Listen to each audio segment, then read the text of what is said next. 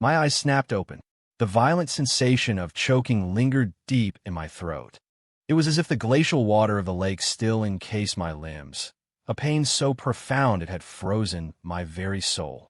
The last image burned into my mind was of Sophia Miller, her face streaked with tears, yet her eyes alight with triumph. And beside her, Mark Riley, his arm around her, a mocking smile twisting his lips.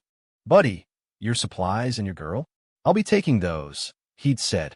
"In this godforsaken apocalypse, nice guys like you don't make it." Then, nothing but endless darkness and a long fall down. Wait, the choking was gone. The icy touch had been replaced by the soft, expensive feel of Egyptian cotton sheets beneath me.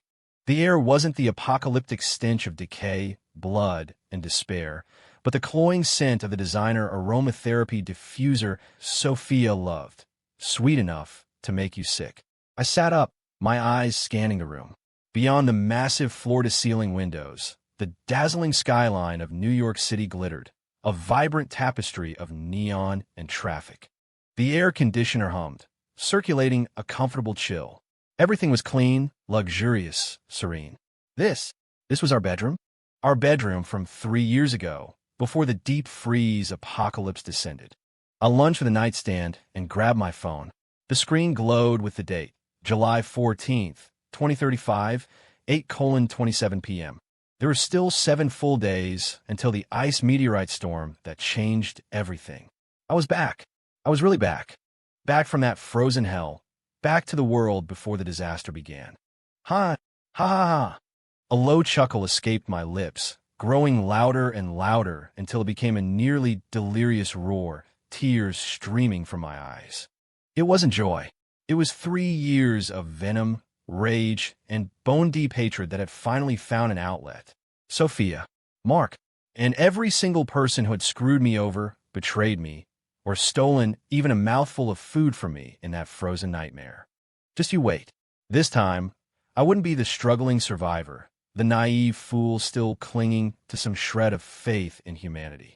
This time, I would make every last one of you experience the same despair and cold I had. I would make you watch, starving and freezing, as everything you craved was crushed under my heel. I took a deep breath, forcing the storm of emotions down, my eyes turning as cold and hard as glacial ice. The absolute calm, forged in 3 years of apocalyptic survival, took over. First, supplies. Money?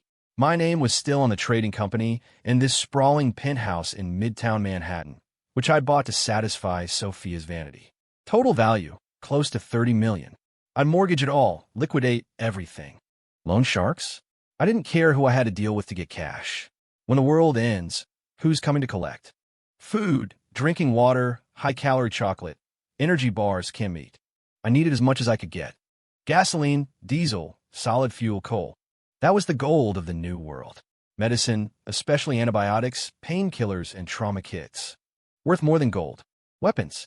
A handgun would be tough to get in New York on short notice, but survival knives, fire axes, high-powered crossbows, compound bows, even heavy-duty tactical shovels. I had to stockpile them all. And cold weather gear.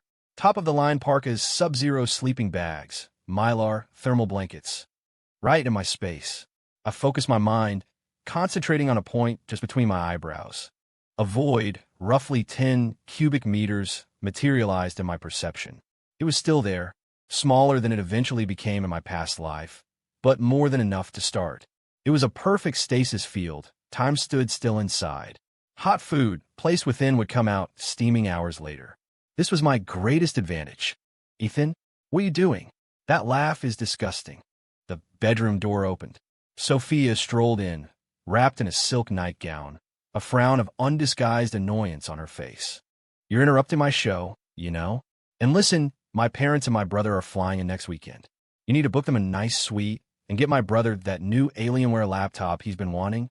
Oh, and I saw this bag I absolutely have to have." She prattled on, just as she had for years, ordering me around as if I were her personal assistant and ATM. I just looked at her. That face, once so innocent and captivating to me, now seemed grotesque and deceitful. I remembered in the early days of the apocalypse, when I gave her my last energy bar, and she hid it to eat alone. I remembered giving her the best Sub-Zero parka, while my own toes nearly succumbed to frostbite, only for her to complain that the color wasn't flattering. I remembered how she'd thrown herself at that pig of a man from the next building over for half a loaf of moldy bread. And finally, how she and Mark had pushed me into that crevasse in the ice. Homicidal rage, sharp and venomous, coiled in my gut. I almost couldn't contain it, but not yet. Killing her now would be too easy. I wanted her to watch, in the depths of the apocalypse, as everything she relied on, everything she desired, was shattered piece by piece. I wanted her to repent for what she did to me in a crucible of agony and despair. Are you done? I cut her off, my voice perfectly flat. Sophia paused, taken aback. Usually, no matter how tired I was, I'd at least mumble a few vague agreements. What's that attitude, Ethan? I'm talking to you. Attitude. A cold smirk touched my lips. What kind of attitude do you deserve? That bag you want, your family's vacation. Figure out yourself. Sophia was completely stunned. Then, as if I'd stepped on her tail, she shrieked, Ethan, what the hell is that supposed to mean? Have you lost your mind? Is the company in trouble again? I knew you were useless. You promised me the world when we got married, and now you treat me like this?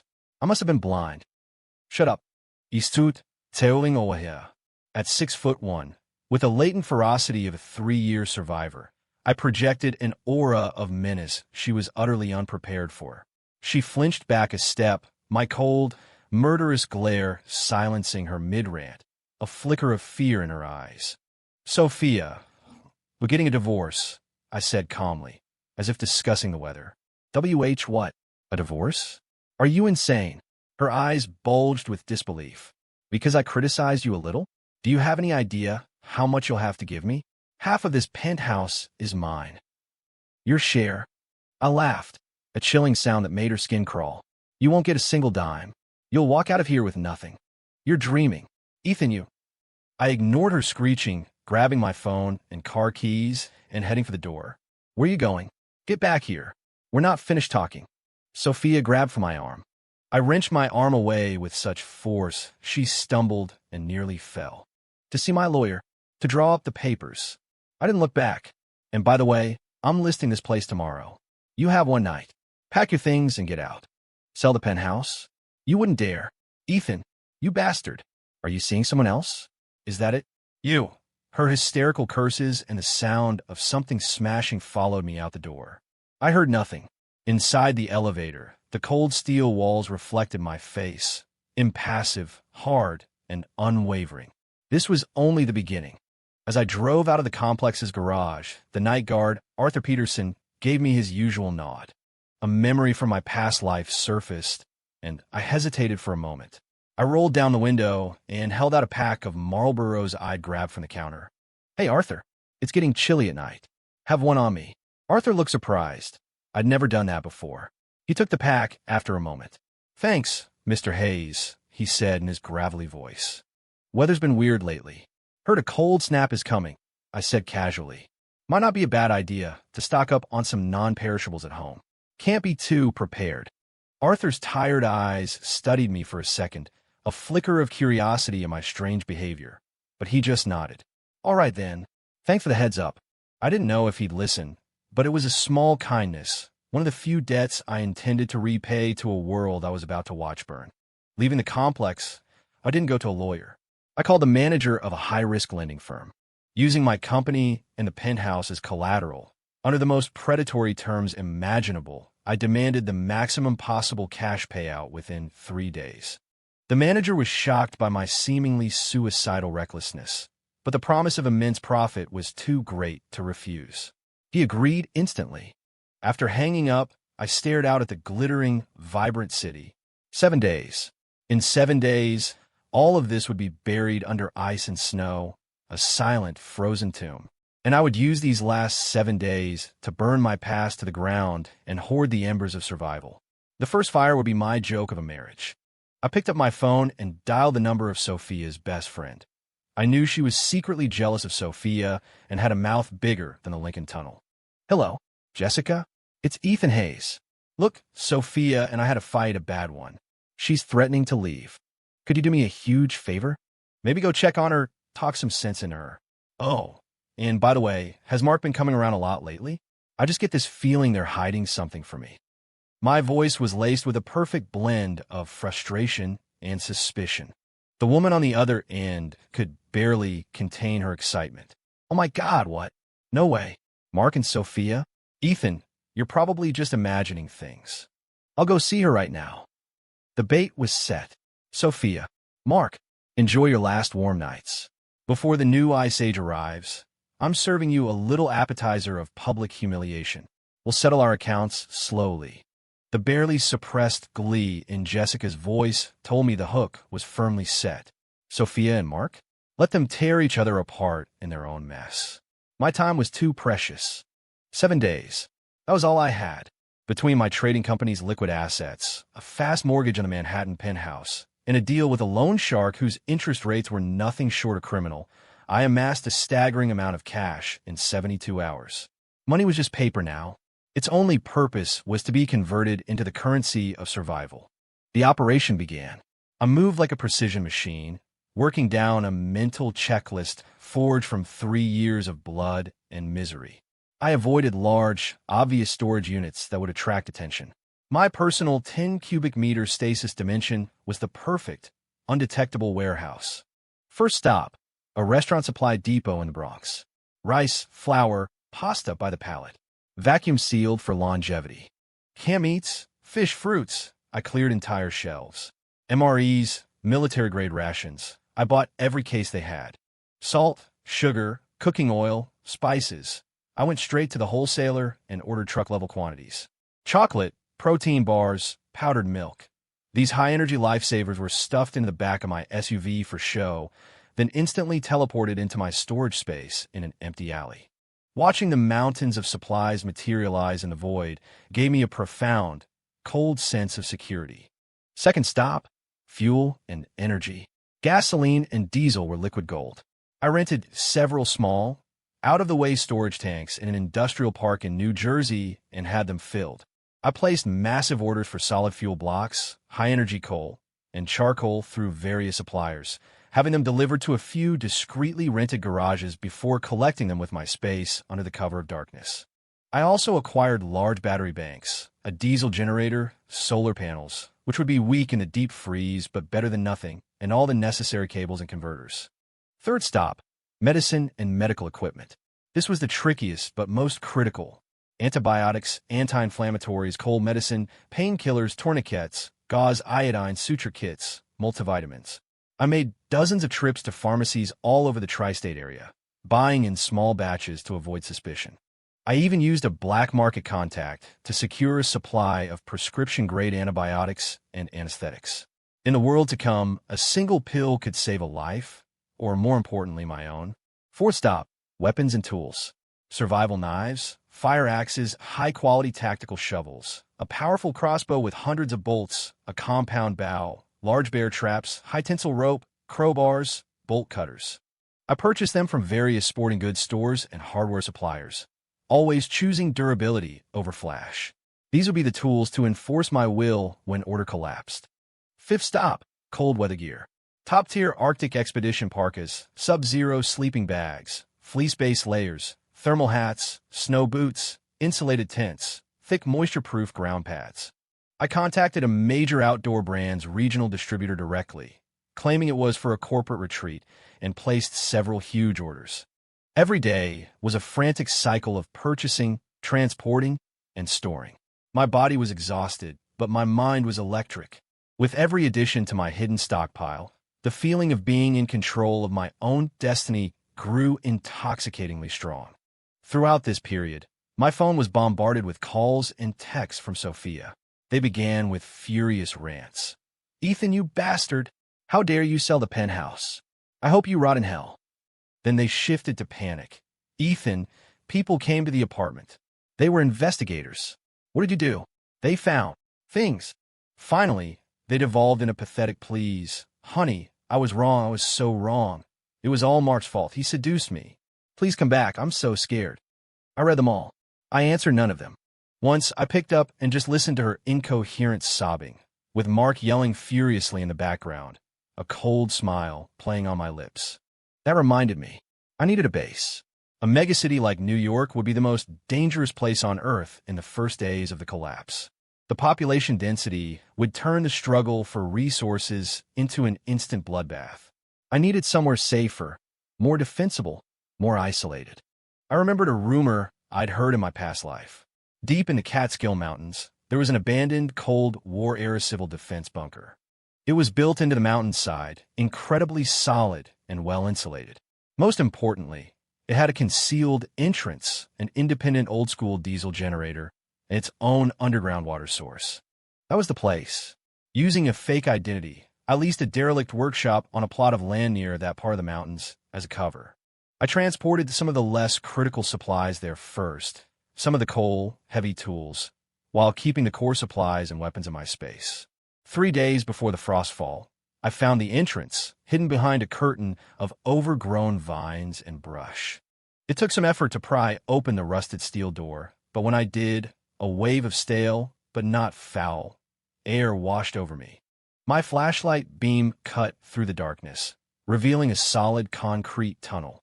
As I ventured deeper, I found it was larger than I'd anticipated, with a main corridor, several side chambers, and even some rusted furniture and shelving left behind from decades ago.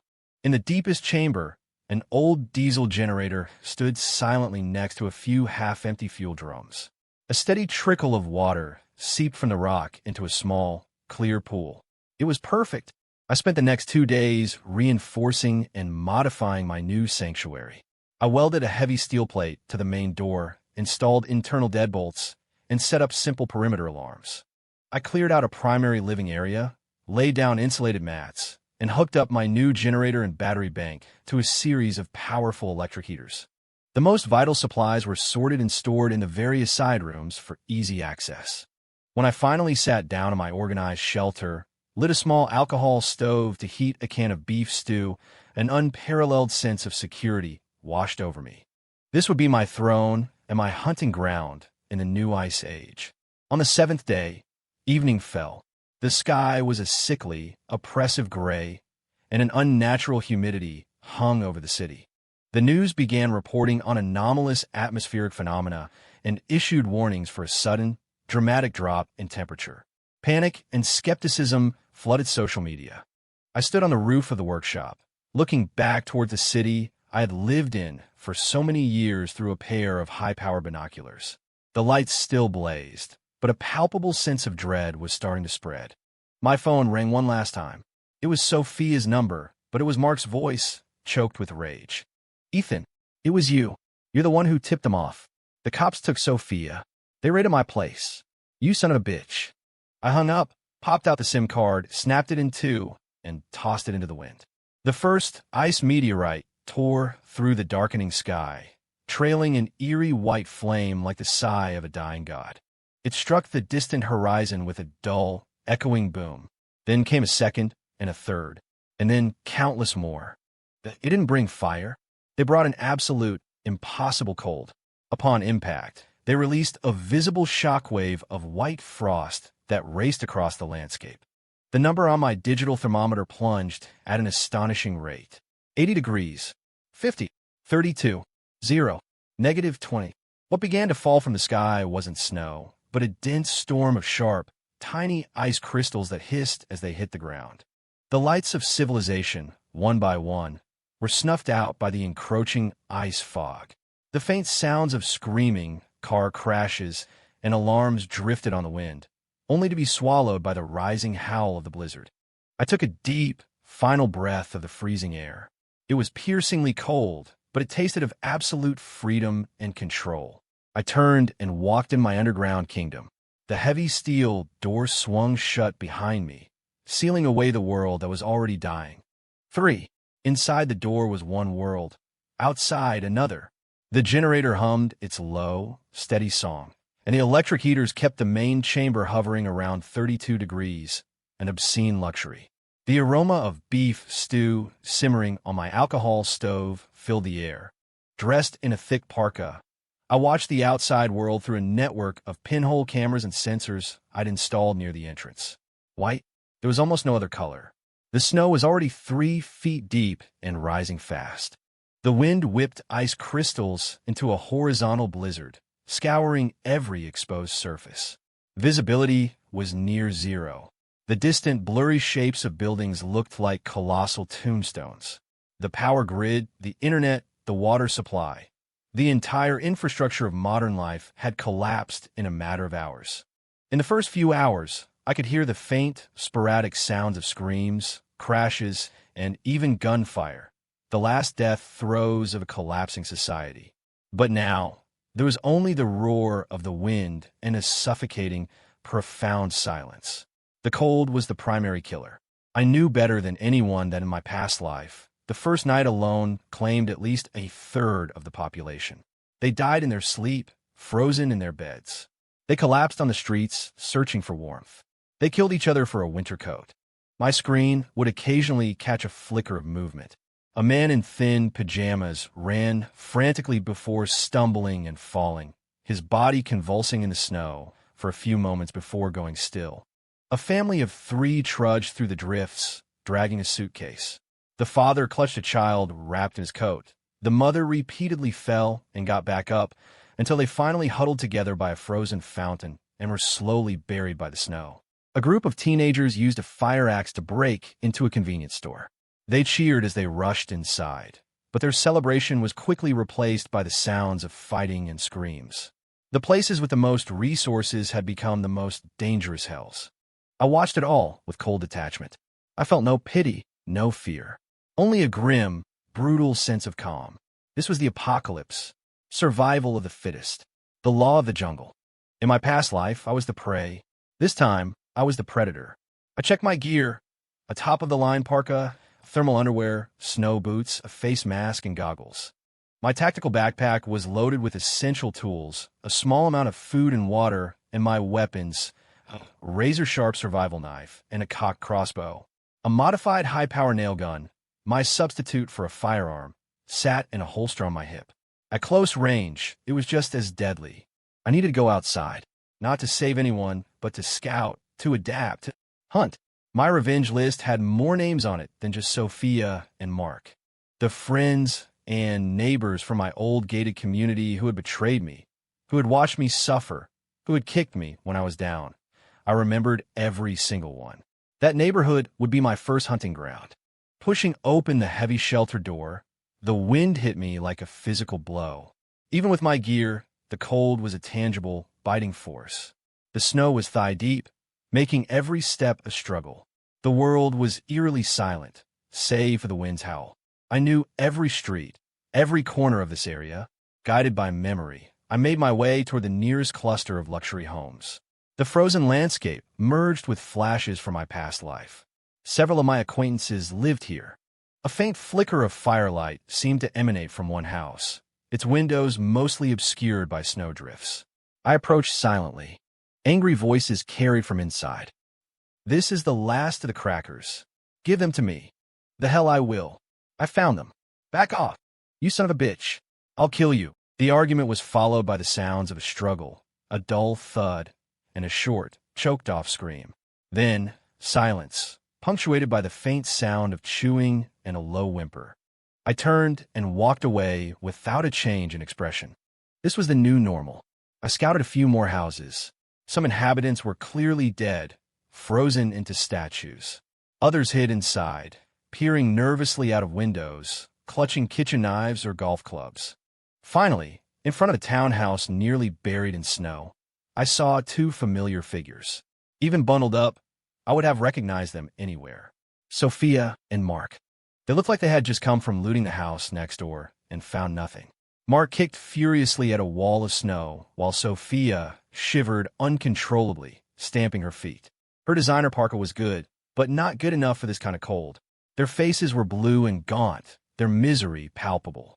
It seemed my tip to the police had ruined them financially, but hadn't been enough to get them locked up before the frostfall.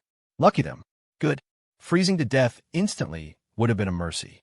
I hid behind a collapsed wall, observing them with cold calculation. They were arguing in low, bitter tones. "This is all your fault. You and your stupid schemes."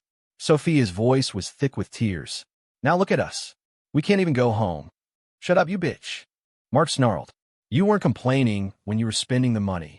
Now start thinking of a way to find some food before we both freeze to death tonight.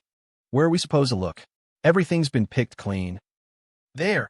Mark's eyes lit up as he pointed into the distance. That convenience store. I don't think anyone's broken in yet. I knew that store. The door had been smashed in on the first night. It was empty, in a known hotspot for desperate scavengers. Sure enough, as they struggled through the snow, filled with a desperate hope, 3 or 4 figures emerged from the shadows, armed with pipes and knives. They had clearly been waiting in ambush. Get lost. This is our spot. Mark tried to act tough. Like hell it is. First come, first. A pipe swung through the air and cracked against his side before he could finish. He dodged clumsily and slipped, falling into the snow. Sophia screamed and tried to pull him up. The ambushers swarmed them, kicking and punching, snatching the small backpack they carried. They even started tearing at Sophia's parka. Nice coat. Take it off. No, please no. Sophia cried in despair. Mark tried to fight back, but was met with a heavy blow to the head. He grunted and curled into a ball. I watched the whole scene unfold from a short distance away, a silent observer and macabre film. I had no intention of intervening. In fact, I reached into my pack, pulled out a high-calorie chocolate bar, and slowly unwrapped it. I took a bite. The rich, sweet taste filled my mouth, a surreal contrast to the brutal spectacle before me. Finally, the attackers, having taken the parka and the backpack, scurried back to their hiding place, cursing. Sophia was left in just a thin sweater, her lips already turning purple. She desperately tried to help Mark to his feet. He struggled up, his head bleeding. Together, like 2 wounded animals, they staggered away in a different direction. I finished the last of my chocolate and brushed the crumbs from my gloves. Excellent. Hunger, cold, pain, and despair. Please enjoy these appetizers. This is just my first hello. Back in the warmth of my shelter, I stripped off my gear. The contrast between the life-sustaining heat within and the deadly cold without was a constant, visceral reminder of my power. Each trip outside was a calculated risk, a drain on my resources. I had to be more efficient, more cunning. My hunt began in earnest. My targets were clear, the acquaintances from my past life who had wronged me. First on the list was a man I'll call Fat Tony, who lived nearby. In the early days of the apocalypse, he'd used his size and brutality to form a small gang. They had overrun my first makeshift shelter, stolen my initial cache of supplies, and broken one of my ribs in the process. I knew he'd be holed up in his own reinforced house. I didn't launch a frontal assault. Instead, I circled around to the back of his house and found the exhaust vent for his furnace. From my space, I retrieved several frozen, maggot-ridden animal entrails I'd collected and shoved them deep inside, then partially blocked the opening. Soon, I could hear violent coughing and furious cursing from within. The poor ventilation combined with the putrid smell would make his life a living hell. But that was just the start. The next day, I saw him try to sneak out to clear the vent. I had set up a simple tripwire attached to a string of empty cans. The noise sent him scrambling back inside, convinced he was under siege. I toyed with him like a cat with a mouse, applying constant psychological pressure, draining his mental and physical reserves without ever showing myself. Finally, during one of his desperate forays for food, I subtly guided a roving band of scavengers toward his location. The outcome was predictable. I watched through my binoculars from a distance, my heart as still and cold as the landscape. Next was a woman from the neighborhood, a Mrs. Gable. She had always seemed so friendly. In my past life, after seeing I had a small supply of food, she had begged me to lend her some. I did. The next day, she told everyone I was a selfish hoarder, inciting a mob to storm my place. I knew she had a pathological fear of dogs. In the deep freeze, many pets had been abandoned or had frozen to death, but some had survived, becoming feral and aggressive. I found frozen carcasses of a few wild dogs. Using a long pole, I positioned them outside her window in the dead of night. The next morning, her terrified screams echoed through the silent streets. I heard later that she'd lost her mind, run out into the blizzard, and frozen to death. My methods were cold, efficient, and leveraged the environment, psychology, and the violence of others. I kept my own hands clean, for the most part, but every debt of hatred was being repaid in full. I also continued to replenish my supplies. On my hunts, I sought out places others had overlooked or couldn't access. The frozen food sections of large supermarkets were now natural deep freezers, filled with rock-solid slabs of meat. Logistics hubs sometimes held unopened crates of goods.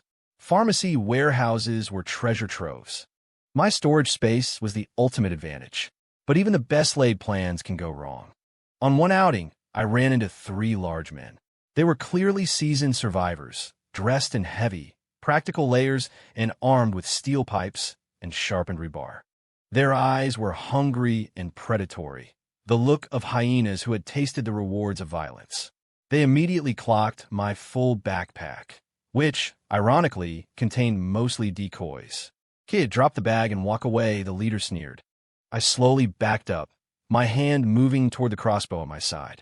I didn't want to fight, but I wasn't afraid of one. "Guess he wants to do this the hard way," another one shouted, charging me. The crossbow bolt flew, silent and true, embedding itself in his thigh. He screamed and went down. The other 2 froze, clearly not expecting me to be armed and so decisive. In that moment of hesitation, I drew my survival knife and lunged forward. 3 years of brutal, close-quarters combat experience took over. My movements were economical and lethal. A flash of steel parried a swinging pipe, and on the follow-through, I slashed deep into the other man's shoulder. It wasn't a fatal blow, but it took him out of the fight. Seeing this, the leader's bravado evaporated. Fear flashed in his eyes, and he turned to run. I raised my crossbow, aimed at his back, but I held my fire. Killing was a tool, not a sport. The threat was neutralized. I quickly retrieved my bolt, melting back into the maze of ruined buildings. My heart was pounding, not with fear, but with the post-combat adrenaline rush. This encounter was a warning. A lone wolf, no matter how capable, can be brought down by a pack. I needed intelligence. I needed to understand the shifting power dynamics of this frozen wasteland. And that made me think of Arthur Peterson, the old security guard from the front gate, the retired vet who had taken my cigarettes and my warning. A hazy memory from my past life surfaced. About a month into the apocalypse, when I was on the verge of starvation, he had given me half an energy bar, even though he had next to nothing himself. He hadn't said much, just sighed. Later, I heard he was killed by scavengers while trying to protect a few children who were looking for food. He was a man with a moral compass, a true rarity. Perhaps he could be a source of information, maybe even a limited ally. I made my way to the guardhouse at the entrance of the old complex. It was half buried in snow. I saw faint signs of life inside. I approached cautiously and knocked on the ice-caked door. "Arthur." There was a pause, then a hoarse, wary voice. "Who is it?" "Ethan Hayes. Lived in the complex. I gave you a pack of smokes." Another long silence. Then the door creaked open a few inches. Arthur Peterson's face appeared in the gap. He looked older, exhausted, but his eyes were still sharp. He was gripping a sharpened piece of rebar. When he recognized me, his expression softened slightly, but the suspicion remained. "You, what are you still doing here?" His gaze dropped to my professional gear, the crossbow and the knife at my hip, and his eyes narrowed. "I never went far. Looks like you took my advice." I nodded toward a small metal bucket inside, where a tiny fire of wood scraps was burning, providing a sliver of warmth. Next to it was half a bottle of water and some crumbs. "Just waiting to die," he said flatly. "What's it like out there?" "Worse. People killing each other for a cracker," I said honestly. "You're not safe here." He snorted. "I'm an old man. Got nothing worth taking." "Not true." I glanced at a small fire. In the dark, that little bit of light and heat is a beacon. Arthur fell silent. He knew I was right. Just then, we heard voices and the crunch of boots on snow approaching. It sounded like a group. Arthur's face hardened. I immediately slipped inside, pulling the door shut behind me. "How many?" I whispered. 5 or 6. "They've been roaming this area, looting." "Bad news," he muttered, tightening his grip on the rebar. His body tensed in a way that spoke of old training. The footsteps stopped outside. "Old man, get out here. We know you're hoarding food." "And I see smoke. You got a fire. Open up." The door shuddered as they began to pound on it. Arthur's eyes flashed, and he looked ready to charge out. I put a hand on his shoulder. "I'll handle this," I said quietly. It wasn't entirely altruistic. Arthur was more valuable to me alive, and these thugs had just stumbled into my territory. I motioned for him to get back. I took a deep breath, and then I ripped the door open. 5 men stood there, faces hardened by the cold, brandishing makeshift weapons. They were stunned by my sudden appearance. That split second was all I needed. My crossbow fired. The man in front collapsed without a sound. At the same time, I slammed my shoulder into another man, sending him sprawling into a snowbank. My knife flashed, forcing a third man back. It was all over in a blur of motion. "He's a pro," the remaining men yelled, trying to surround me. But the narrow doorway worked to my advantage. My knife and crossbow, combined with ruthless efficiency, dropped another one almost instantly. Arthur hadn't been idle. Seeing an opening, he lunged forward, his rebar striking like a viper, plunging deep into the side of a man, tried to flank me.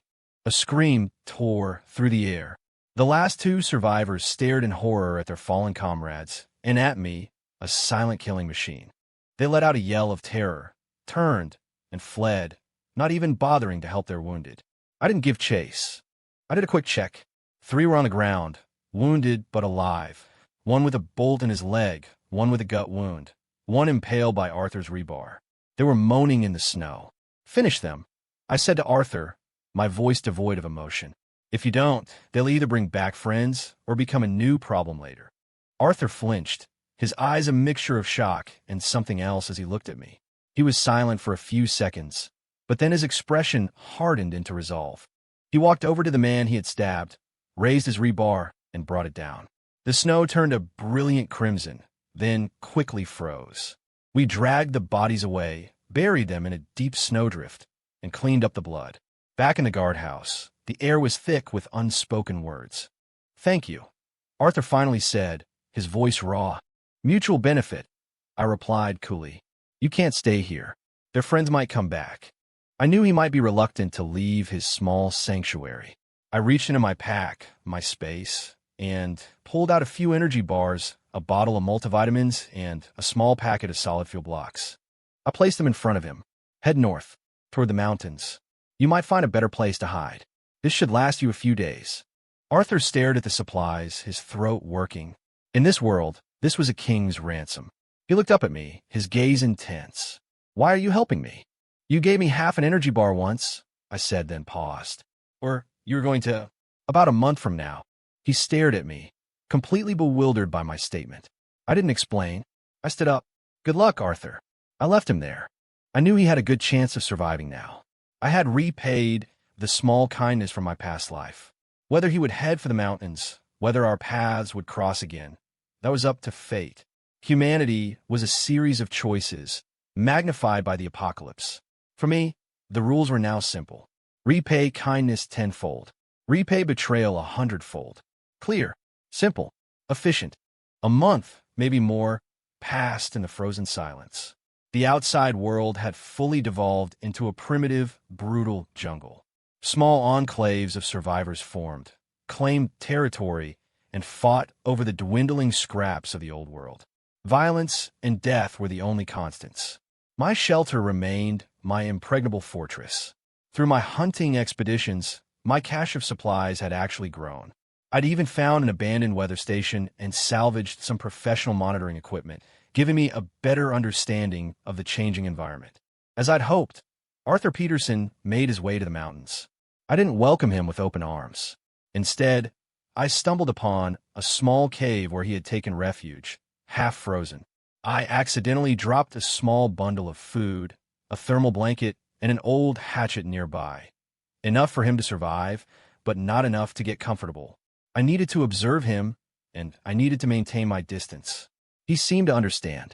He never approached my primary location, but he began setting up subtle warning traps and snares on the perimeter, an old soldier's silent thank you.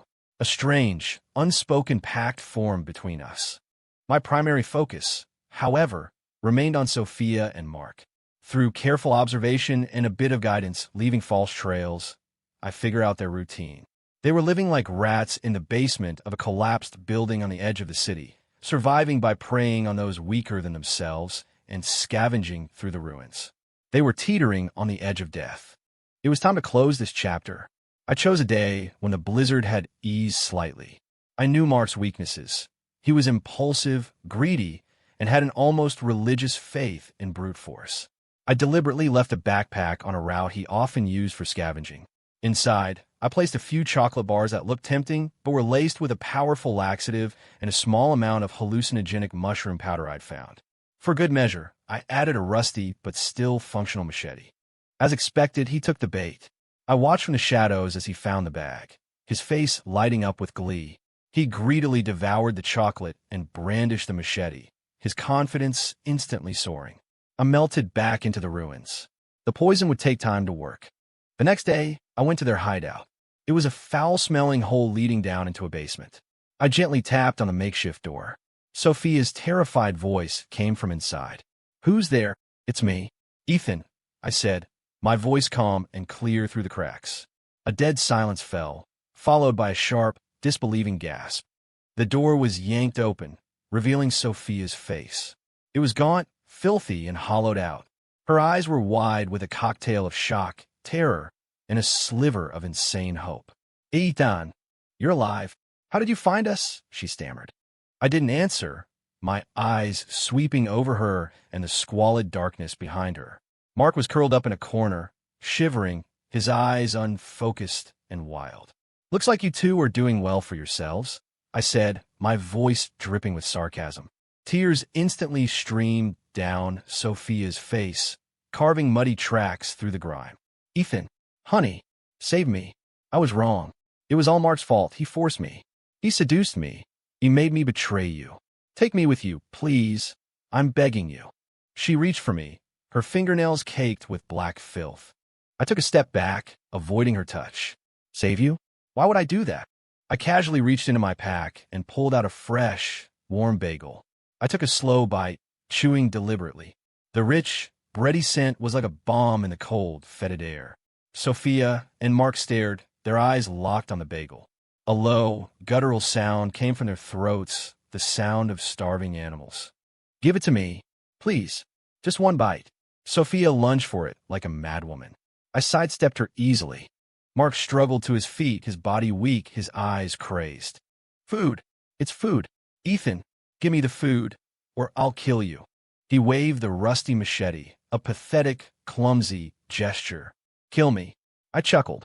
I pulled out a vacuum-sealed pack of premium beef jerky and dangled it in front of them. "With what? Look at yourself, Mark. You're like a maggot, writhing on the floor. Oh, by the way, how was that chocolate you found yesterday?" Mark froze. A flicker of realization crossed his face, which quickly contorted in pain.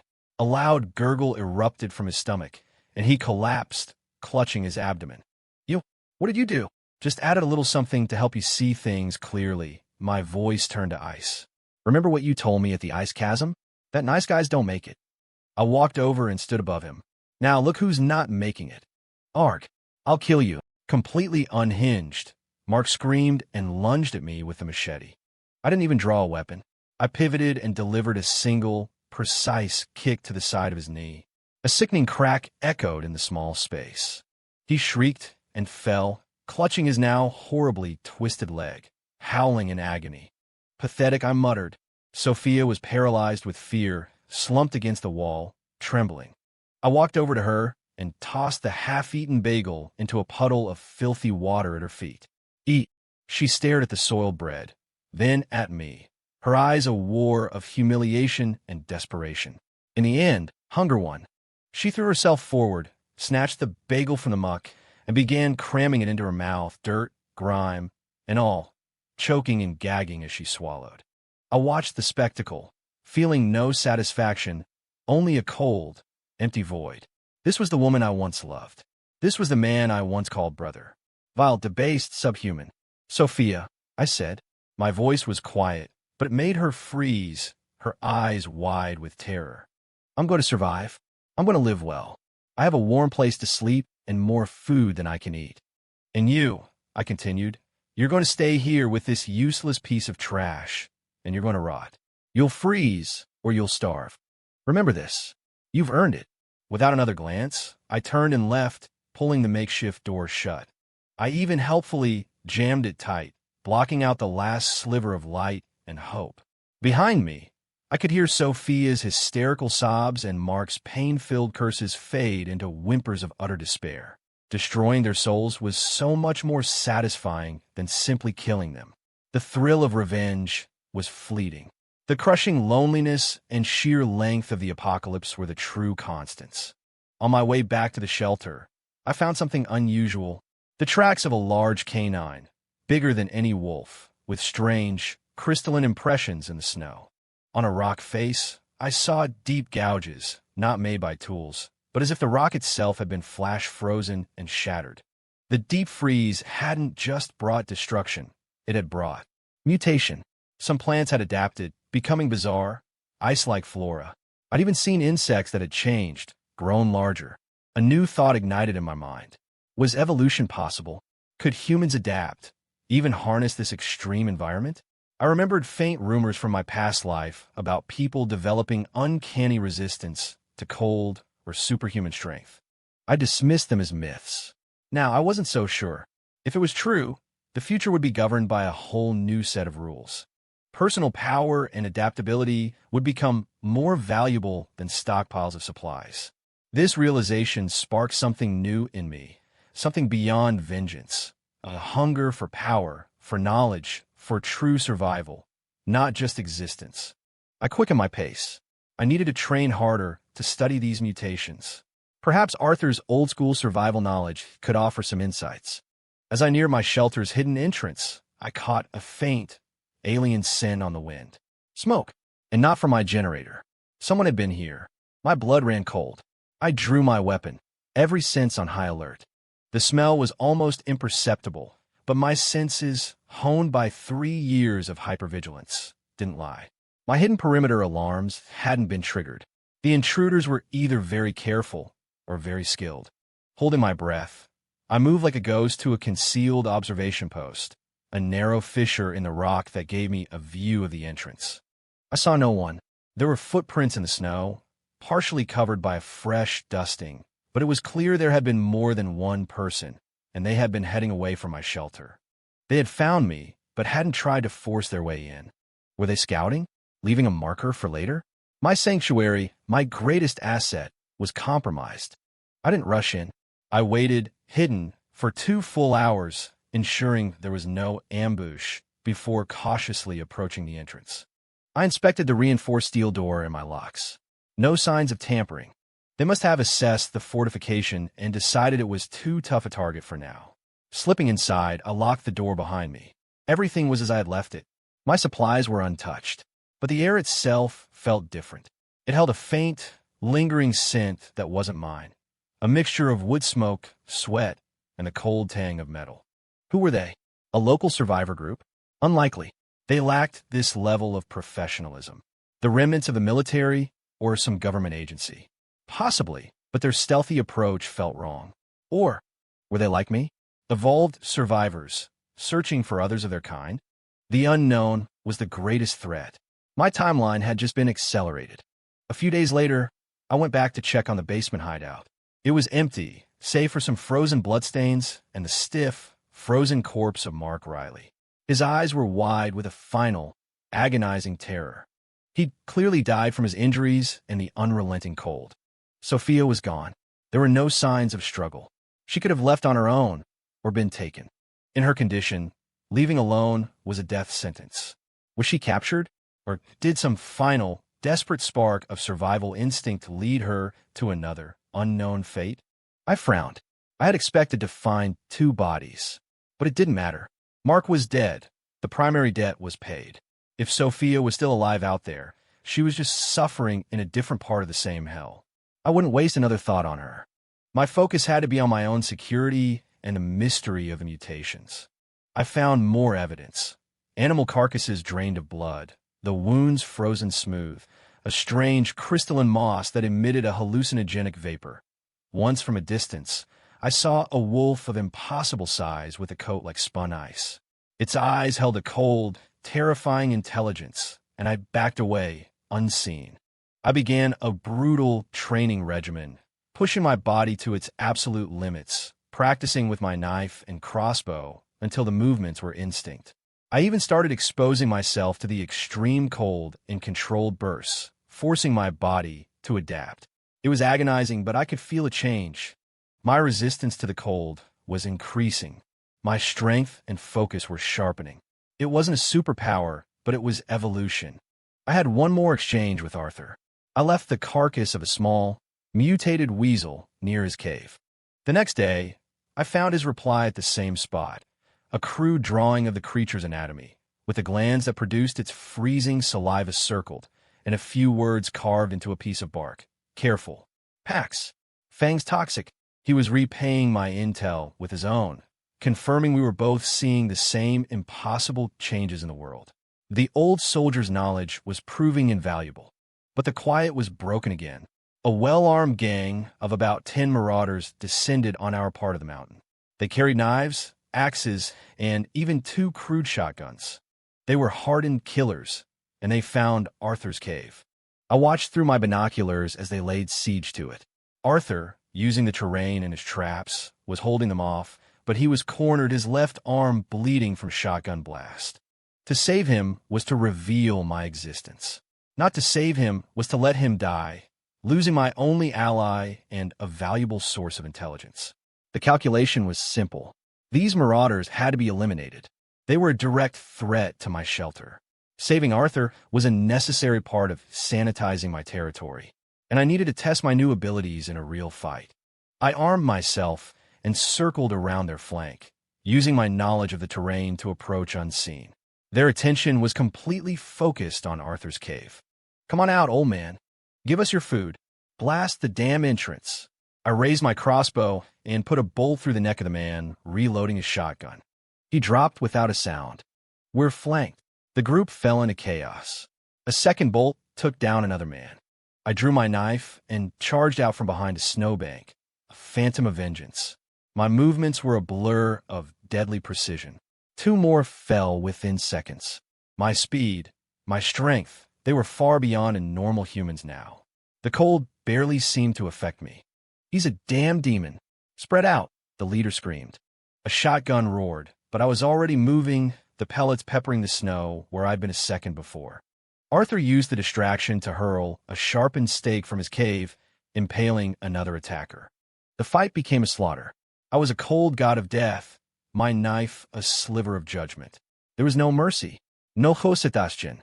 Soon, only the leader was left. He stared at me, his eyes wide with a terror that went beyond the fear of death.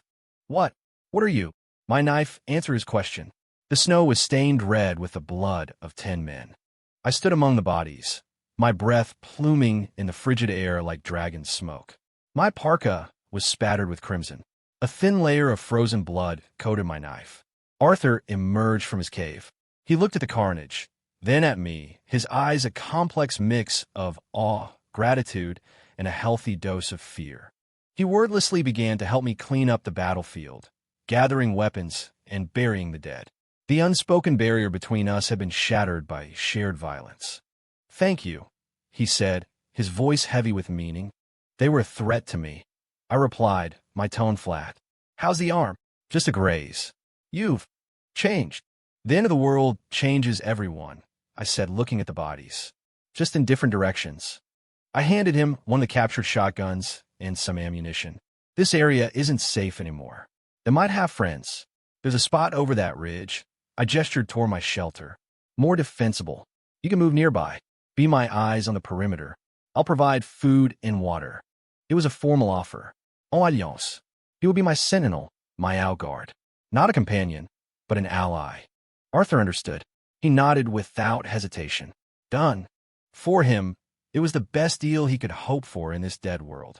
With the immediate threats eliminated and a tentative alliance forged, my control over this small slice of the frozen world was solidified. I stood on the ridge near my shelter and looked out. The world was a vast, silent expanse of white. The ruins of the city were a jagged silhouette on the horizon, the corpse of a great beast. The wind howled, a lonely, eternal sound. But for the first time, my heart was not filled with only cold hatred. There was now a thirst for power, a curiosity about the unknown, and the grim determination to protect this small kingdom I was building. The old scores were settled. Sophia was a ghost, Mark a frozen corpse. My past was buried under the ice. The future held new challenges, mysterious trackers, mutated beasts, the potential for my own evolution, and the inevitable conflict with other burgeoning powers. I turned and walked back toward the solid, warm, well-stocked fortress I called home. The heavy steel doors swung shut behind me. This was my throne, and I, Ethan Hayes, would write my own history in this new ice age.